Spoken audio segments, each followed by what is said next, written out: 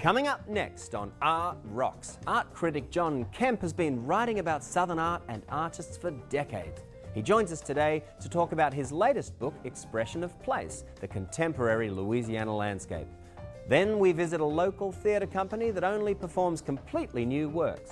The stories that we put on stage fulfill the mission of the company, which has been to really show the human condition. There's a sculptor who crafts metal into wearable art. I think music and art, whatever we kind of absorb as we're young, it does influence us as we get older. And hear from the man behind the beautiful stone sculptures that adorn the State Archives building in Baton Rouge. That's all next on Art Rocks.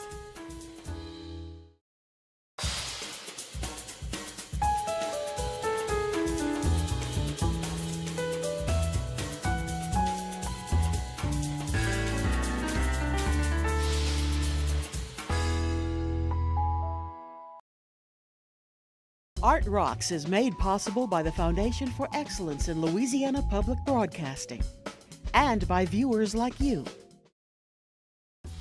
Hello and thank you for joining us for Art Rocks. I'm James Fox Smith, publisher of Country Roads magazine. Now we're delighted to have with us today a man who has spent decades observing the artistic traditions of Louisiana. John Kemp has just completed a book about Louisiana landscapes called Expressions of Place, the Contemporary Louisiana Landscape. John, tell us a little bit about the 37 artists whose work appeared in this book. How did you choose them? How did you select these artists for inclusion? Well, I thought it was really important to, if we're going to represent the state of Louisiana, I thought we needed to have artists from all over Louisiana. Because the landscape is so different throughout the state. The north we have the piney woods and the prairies and the central Louisiana, southwest Louisiana, and the New Orleans area and the coastline. So it was extremely important to represent the entire area to see how they interpret their immediate environment. Of course, because it's, when you have a state that's as visually diverse as this, there's no one broad brush, so to speak, by which you can be depicted. No, certainly not. No. Even a pointed brush now and then. No, indeed. That's right. Now, depictions of nature in American art history have a long tradition, don't they? And when an artist turns eyes to the natural world, what is it that he or she is shooting to depict? Well, there are several motivations, especially going back into American history, into the American art, where in many cases the Hudson Valley School and other landscape painters of the 19th century were sort of depicting a natural, beautiful, bucolic America as they imagined it stood before the Industrial Revolution and the expansion of industry. And you found that also in Louisiana too, in the late 19th and early 20th century, as artists from the Northeast and Europe came to Louisiana. Just painting what they saw, what was there. Painting what they saw, but often, and most often, in an idyllic way. Because the light in Louisiana is so warm and moist and beautiful sunrise and sunsets, and just it glows beautifully on the landscape itself. They were just attracted to that, especially those who want from here. The local artists, of course, learn from that by seeing the work of outsider artists. But that tradition has continued in Louisiana up to the present time. And you still see it today. You see that traditional 19th century landscape painting by people who just love the beauty of nature, even those people who live within a metropolitan area. Absolutely. It's a great escape. There's no escaping nature in Louisiana, certainly. Now, you make the point that ultimately creating images of a landscape is primarily an expression of self. The artist's self and also the self of the viewer that looks at the work. So what does a landscape by a traditional realist painter like, say, Charles Smith, have to tell us about the artist's relationship with the landscape, that as distinct from an artist like, say, Alison Stewart? Well, Charles's work is an excellent example because, we all have our lives. That's not profound about that, but we all have our prejudices, our interests in life, experiences in life. So the artist, this particular artist, for instance, Charles Smith, who lives in a suburban area, surrounded by residential areas, shopping centers, light industry. He's a Baton Rougean, isn't he? It's a Baton Rougean, right. So he can just step a few hundred yards away to a pasture near his house, and he's completely lost in not only the beauty, but the harmony of nature. So you see rolls of hay, you see cows lowing in the meadow, you see the beautiful light that streaks across the land. Yet this is within an urban and suburban environment. Then you have someone like Alison Stewart, who also sees a natural landscape, but not necessarily the broader landscape as, say, Charles Smith. She looks to more a microcosm, the parts, the elements that build the landscape. So it's like looking through a microscope at the landscape itself, through the waters and the rivers and the marshes. It looks very abstract. Yes, it does. When in fact it's not. Absolutely. Very representational, Very representational. of what we see, but we really don't see. Okay. Now, how does that relate to the statement about the artist's self and the self of the viewers? Well, as I mentioned, that, for instance, the case of Charles Smith and other landscape, Simon Gunning and all the other people, Roland Gold and all the others, when they're painting something, they have a sort of a predisposition of what they want to say in their work. In case it could be just nature, it could be intrusion of industry, of mankind into nature. So they're bringing all of that to the painting. Now, of course, the viewer comes to the painting with a whole different set of experiences. So how they interpret that may be totally different from what the artist was intending to say. But so there is a communication, but not necessarily the same thing that the artist is trying to say. The viewer takes away certain things that appeals to that interest and to that psyche. Understood. Mm-hmm. But place and landscape aren't all about nature either, are they? Some of the artists in expressions of place focus on their urban surroundings as much as their natural ones. Can you talk a little about some of these? Well, we have a couple of artists, several artists in the book actually. One is Alan Flatman, who describes his work as a sort of a romantic realism, and he does wonderful urbiscapes, cityscapes of New Orleans. The French Quarter, which he loves, he travels the world painting, but always returns to the French Quarter because he loves the architecture, the history, and the feel, the light that comes through the ancient buildings. And his light is always very warm and very nostalgic. And then on the other hand, you have somebody like Willie Birch, who lives in New Orleans and lives in the Faubourg Treme, who sees the grittiest side of the city. You see the streets, the decay, how people live, and the juxtaposition of form and shape, people and lives. It's a bit grittier. It's not that warm nostalgia that you see in the flat part of the landscape that but surrounds it's very us. much part of the landscape. John Kemp, the book is Expressions of Place, the Contemporary Louisiana Landscape, out now, published by the University Press of Mississippi. Thanks so much for talking to us. Thank you, James. Thank you. Opportunities to connect with the arts in Louisiana are everywhere, if only you know where to look. So here's a list of some cultural treasures coming up in a place near you.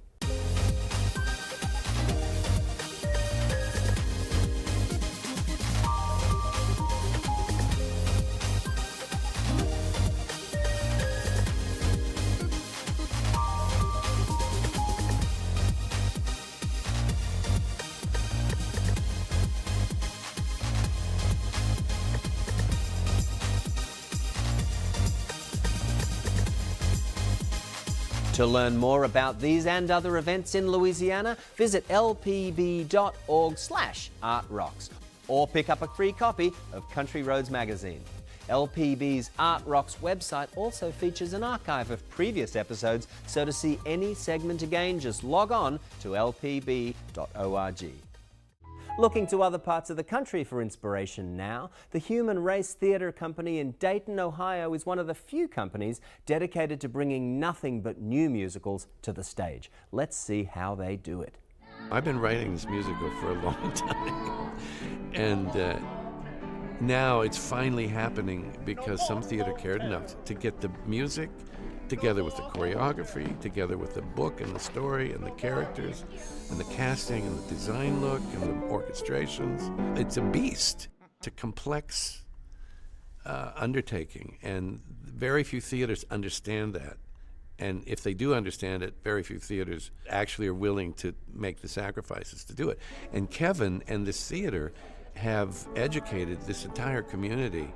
They've actually made people part of the process and made them excited to see something come back in a couple of years and see where it's developed because of their support. I mean, that's a rare thing. The Human Race Theatre Company, Dayton's only professional theater company, has been working with composer and lyricist David Spangler and others to bring a new country musical, Play It by Heart, to the stage. Artistically, it's the best feeling you could possibly have. When you find a theater that's willing to put the resources and feels that your product is important enough to pay to bring you all together and really work, it's like heaven for a writer. It's fairly unique. Not all theaters develop new works. There are theaters that simply produce existing works. And even among those that produce works, we are a little unique because we do provide full 2-week experience where the writers can come in and try out their work. We provide them with everything they need, a place to do it, equipment, and most of all, very talented actors so they can see it come alive and experience. And something that Dayton has is that we have a very sophisticated theater community, and so when these works are being developed and there's an opportunity to present it to an audience, they get very valuable feedback. So my experience is that they love coming here, and it's a sought-after opportunity. The type of theater that we do is very different from what the Victoria Theater brings in as the road tours. I don't want to compete with the Victoria Theater. What they bring in is wonderful, and that's great, and that serves a specific audience. We do try to complement that. We try to give the other side. Plus, our space is much more intimate. It's 212 seats. It's a 3/4 thrust, which means that the audience is only 6 rows away from what's going on the stage, which means they can't help but be more involved in the story that's going on. Creating a professional theater company was both a chance to develop Dayton talent and keep them here, and then also use them as teaching agents in area colleges, schools, and private studios. Founding member Kevin Moore has transitioned into many roles over his career with the company, most recently the artistic director. The basic job of the artistic director is to make sure that the stories that we put on stage fulfill the mission of the company, which has been to really show the human condition. What is it about us that makes us human, both the good and the bad? Part of my job is to make sure that our audience sees theater while it's still new. I want to make sure that we do it first. I want to make sure that we work with the playwrights and the composers, and we create the shows brand new and fresh here, so that some of them originate here and then move on and go other places. The Love Theater inside the Metropolitan Arts Center is the home of the Human Race Theater Company. The shows like Play It by Heart are what Kevin calls homegrown. We hand select the properties and we build them here on site. We shop for the materials here, whether that be fabric or whether it be lumber or steel. So it's all sort of built right here. And then we cast it, we put the teams together, and then we rehearse it here. I think talented people pop up everywhere. In this case, this is a very unique thing. They have to act, they have to sing, they have to kind of dance, they have to be able to authentically deliver a country song, but also do it in a way that is acceptable within the Broadway musical theater style.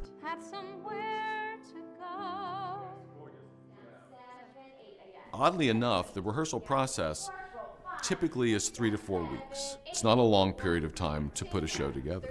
With a new work, which we're in the middle of right now, there's a little bit more time involved in that, but a lot of it is sort of pre-rehearsals. Many times the writers are hearing the work for the first time on a group of people, because they sit in a room together, they hear it, they say it to themselves, but until they put it in the mouth of an actor and start hearing it come out, they don't really know how it's going to play and how it's going to sound. Play It by Heart is a rags to riches story of a family that struggles to get out of poverty with the help of their charismatic, big-time country star daughter. We've found a consensus among the creative staff is that it is about forgiveness. And it's about a family having to forgive each other for what they had to go through to get where they were.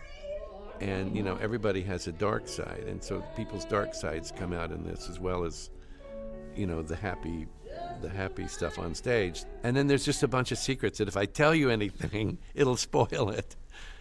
People who come and attend regularly know that they are always going to see a quality performance. And I like the fact that I'm part of the action because this theater is so intimate. You can feel the energy. You can interact, basically, with the actors on stage simply by responding. I think it's like a cross between a church and a classroom. It's kind of what I think the theater is.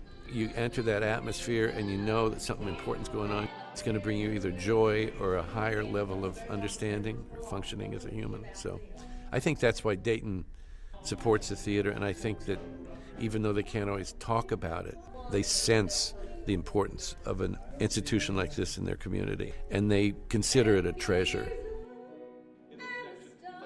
It's not the easiest thing in the world to be a professional theater company, but I love my job. I've been here since the beginning. It's 28 years, founding member, so I must enjoy it, or I'm just a masochist, I don't know which.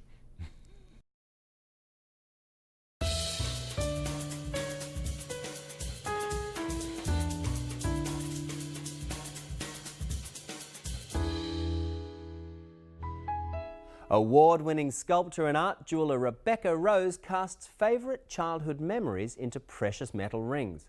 We join Rose in her Davenport, Florida studio now as she demonstrates her craft.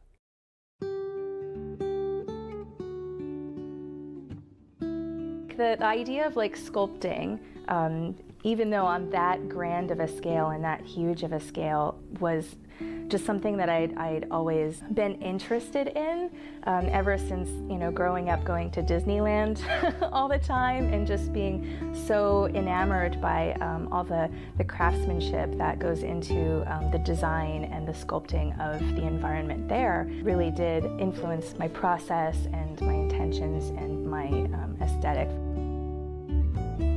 The Sculpturings is to be able to say the same amount and to convey a big message into the smallest space possible instead of having giant installation-sized sculptures.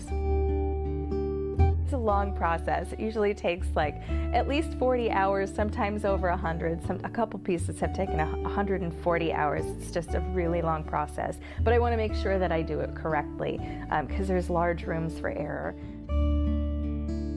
I take wax and I carve it with these dental tools, and then I take a mold of it and I pump the wax into the negative space of the mold. And then I'll heat up the metal to about 1786 degrees, and then I take the entire thing with tongs and I quench it in a bucket of water.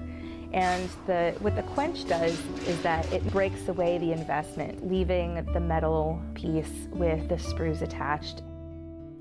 And then I have to saw off the sprues, grind it down so that the sprues are completely gone and that it's comfortable to wear. The metal actually comes out black because it's been oxidized. So I'll brush away the oxidation, and then I'll polish it for 2 to 3 days until it gets really shiny. This piece that I'm wearing is inspired by a song that I remember playing growing up. I think, especially with music, I think music and art, whatever we kind of absorb as we're young, it does influence us as we get older. I use a lot of found objects, a lot of toys that I remember using and playing with as a child, and I incorporate that into my work. I think by holding on to the childhood aspect of my work, it not only brings back a nostalgic point of view, but it also becomes kind of kitsch, kind of sentimental, but also the way that I'm able to sculpt it and create the final piece, it has more of an adult message. Because the nature of the work is eye-catching and it's meant to be worn out in public, there is always a high likelihood of complete strangers asking, whoever's wearing it about the piece. What is that? What does it mean? Can you tell me about it? That sort of thing. And it's really incredible how the byproduct of wearing wearable art, how that goes beyond the piece itself and then becomes an extended experience. Coming home now for our Louisiana Treasures segment. It's easy to overlook the dramatic relief sculptures that gaze out from the Louisiana State Archives building on Essen Lane in Baton Rouge. But if you don't take the time to look more closely at Al LaVergne's magnificent creations, you are missing out on something special. Here's more about them. Al LaVergne was a sculptor that taught at Southern University and now teaches in Michigan. He was commissioned to do the relief on the front of the building, And he did it in 5 panels. Each panel is about 10 by 20 feet and weighs over 12 tons apiece. He cast it in clay, and then the stone was cast from his clay models. There are 5 basic panels that sort of tell the story of Louisiana history.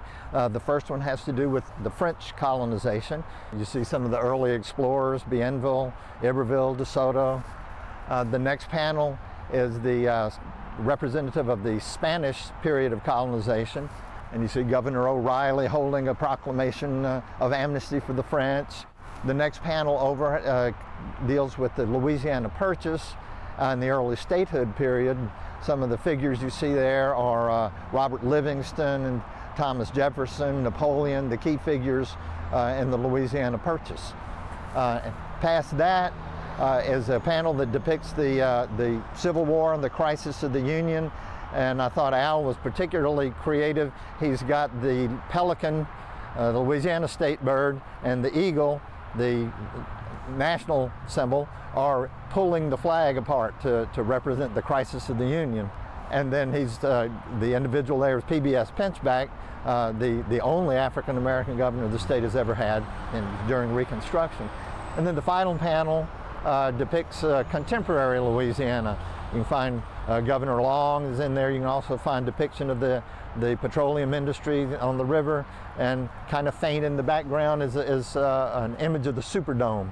So he tries to cover all of the bases that depict the modern economy and culture of Louisiana. In ancient folklore, crows and ravens were often depicted as foretellers of death and destruction. But after spending time in Alaska, artist Larry Vienneau developed a deep appreciation for the birds, which are in fact highly intelligent. He's now creating visual narratives about these underappreciated creatures. When I was in Alaska, I started doing ravens as illustrations for a friend of mine who's a native writer. And when I left Alaska, I'd never felt like I finished the series. I had many, many more ideas. As I was doing his illustrations, it sort of inspired other images for me. And so when I got to Florida, I was sort of at a loss as what to do. And I started to reinvestigate the raven again. So a lot of times I come up with the story first the title, then the story, and then after I get my story, I write my narrative and then make my print. And sometimes I try to base it on my own experience, and a lot of times I pull it from what I've read about the raven. But that's half the fun, is watching people look at the image and then read the narrative and all of a sudden, oh, I get it now, you know. Well, I'm really drawn to the stories too. I think the art it can tell the story visually. This is titled Raven Doesn't Want Man to Fly, and it's about Icarus. As he was flying towards the sun, Raven comes along and bumps him and forces his wings to fall apart. And so man wouldn't learn how to fly for another 2,000 years because of the raven. Well, the Edgar Allan Poe image is something everyone thinks about, you know, and I did the Edgar Allan Poe image almost tongue-in-cheek. Edgar Allan Poe didn't have an idea for his poem, Raven, till Raven came down and sort of knocked the story into his head. There is a tremendous diversity of mythology related to them, and I find that every single culture has stories about the raven or the crow, and not all of them are sinister. A lot of them they're very helpful spirits or creatures. There are just endless stories that I can pull from. The image of raven and crow is they've gotten a bad rap, and so I'm trying to give them a new reputation here. And that's going to do it for this edition of Art Rocks. But remember, you can always watch episodes of the show at lpb.org/artrocks. And meanwhile, Country Roads magazine is a great place to find out about what's going on in the arts across the state. So until next week, I'm James Fox Smith, and thanks for watching.